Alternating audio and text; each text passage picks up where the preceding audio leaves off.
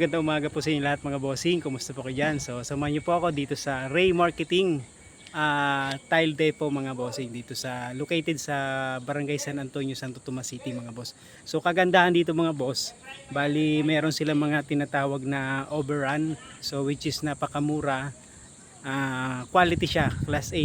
Okay? So dito tayo talaga nakuha ng mga tiles. So yung iba kasi nating client sa Welcon, although marami silang option kasi sa Welcon kaso nga lang per box po yung labanan doon. So halimbawa kunulang ka ng isang box pa rin yung ipo-purchase mo. So sayang yung 3 piraso. Okay? So ito yung area mga bossing. So ito yung mga overrun na tinatawag. Okay?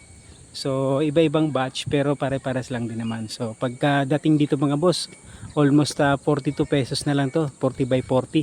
So sa 60 by 60 naman 105 per piraso. Okay? So puro quality yan mga bossing. Mariwasa. Lahat dito mariwasa yung ating brand. Okay? So yan. So marami kayo ditong pagpipilian. So mayroong wood design, may gray, may dark yan. Okay? May light. Okay? So marami ito mga boss. So marami ditong nakuha lalo na yung mga contractor din. So marami dito. So marami na tayong kinabit dito mga boss ng mga project natin ng mga ganito. Okay? So yan, pag nakataob na, meron na may-ari niya na purchase na. Okay? Yan, pag mga nakataob na. So ito kinuha natin to. So kasama to sa pinurchase natin. Okay? Pang garahe. Ganda niyan mga bossing. Okay?